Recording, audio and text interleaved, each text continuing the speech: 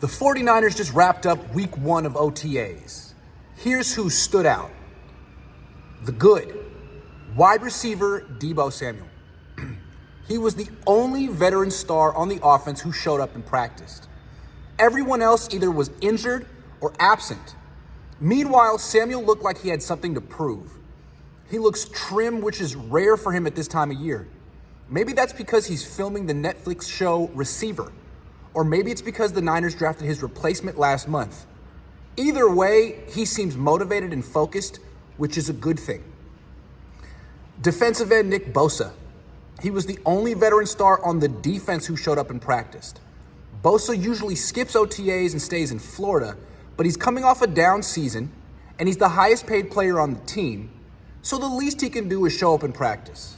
As opposed to Fred Warner, who observed but didn't participate. Wide receiver Ricky Pearsall. He started in place of Brandon Ayuk, who didn't show up. And he didn't beat Diamador Lenore, but he caught 2 passes for 30 yards when matched up against Ambry Thomas. More on him in a minute. The better Pearsall plays this offseason, the less leverage Ayuk will have in his contract negotiations, so you can expect to see Pearsall face Thomas quite a bit in practice. Right guard Dominic Pooney. He's playing right guard, which means he has a real chance to start as a rookie. In college, Pooney played left guard, left tackle, and right tackle, so it was unclear where the Niners would play him. Today, Pooney was the backup right guard, Spencer Burford was the starting right guard, and John Feliciano was the starting center in place of Jake Brendel. More on him in a minute. Tight end Braden Willis. He clearly is the second best tight end on the roster. Cameron Latsu is still injured and Eric Sobert looks like a stiff, but Willis is extremely athletic and difficult to cover. He can beat man-to-man coverage. Now we just have to find out if he can block. Cornerback Isaac Yiadom. He started outside in the nickel defense and shut down a deep fade pass from Brock Purdy to Deebo Samuel. Yiadom is a significant upgrade over Ambry Thomas, who had been the Niners' number 3 cornerback at times the past 2 years. Cornerback Rock Ya-Sin. He started outside in the backup nickel defense and broke up a pass from Joshua Dobbs to Ricky Pearsall, who was running an out route. Ya-Sin seems healthy for the first time in a few years. Wide receiver Danny Gray. He caught 3 passes and dropped none, which is big for him because he was a drop waiting to happen the past 2 off seasons. Today, he caught the ball confidently with his hands away from his frame. If he continues to play like he did in this practice, he'll make the team. Running back Jordan Mason. He made 2 difficult catches during 7-on-7s and ran the ball as violently as ever during 11-on-11s. Mason continues to improve and show that he's the most underrated player on the roster. Quarterback Joshua Dobbs. He completed 8 of 11 pass attempts in his first 49ers practice, which indicated he's picking up the offense quickly. He also made a nice throw while rolling to his left, which is something Brock Purdy can do and Brandon Allen can't do. Wide receiver Trent Taylor. He caught a touchdown pass during 7-on-7s, which is nice. But if he makes his team, I'm going to snap. The not so good. Cornerback Ambry Thomas. He's one of the worst practice players I've ever seen. He gets beaten so consistently, he doesn't even seem to compete. He doesn't break up passes or commit penalties because he's so far away from the receiver when he catches the ball. I'd be shocked if he makes his team. Quarterback Brock Purdy. He threw lots of short passes and completed nearly all of them, as we've come to expect from him. But he had opportunities to be aggressive and push the ball down the field, considering the defense didn't have Malik Collins, Fred Warner, Dre Greenlaw, Travarius Ward, or Talanoa Hufanga.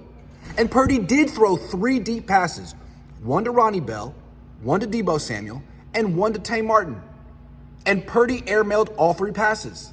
Look, we know he's a good quarterback, but today he didn't look like one who's worth $55 million per season. I'm sorry. Running back Christian McCaffrey. He completely ghosted the 49ers for no clear reason. Last year, McCaffrey practiced in OTAs and drew rave reviews for his intensity and work ethic.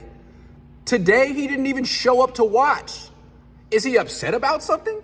Does he want to renegotiate his contract after winning the Offensive Player of the Year award? I guess we'll find out soon. Wide receiver Brandon Ayuk. He also didn't show up, which is to be expected. He wants a contract extension and the Niners haven't given him one yet. If he doesn't get it, he could sit out the first 11 games of the season. I don't expect he'll get the extension he wants. Wide receiver Jawan Jennings. He also didn't show up, which is surprising because the Niners gave him a second-round tender, which would be a nice raise for him. But he hasn't signed his tender, which suggests he wants an even bigger raise, which he won't get. No wonder the Niners drafted 2 wide receivers this year. Wide receiver Jacob Cowan. He's the second wide receiver the Niners drafted, and he was nowhere to be seen during practice, which suggests he's probably injured. I've never heard of a rookie who's under contract simply choosing to miss a day of OTAs. Cornerback Bernardo Green. He played nickelback on the second-team defense and broke up a pass over the middle intended for Deebo Samuel, but was flagged for pass interference. The biggest knock on Green is that he commits too many penalties, which was apparent today. Tight end Eric Sobert. Hopefully he can block because as a receiver, he seems like a complete stiff. He's also one of 18 players on the team that's 30 or older. Ideally, someone younger, such as Cameron Latu, will take his spot. Tight end Cameron Latu. He's still freaking injured from last year. It'll be interesting to see if he has improved his game because he has spent the last 9 months rehabbing. Wide receiver Ronnie Bell. He dropped a pass over the middle that was thrown by Joshua Dobbs. Bell needs to play much better to make this team. Defensive tackle Malik Collins. He didn't show up, which is a bad look because he's replacing Eric Armstead, who's better than Collins and always showed up to OTAs. Center Jake Brendel. He missed practice because he has knee tendonitis, which is never good for a player in his 30s. The 49ers may need a new center soon.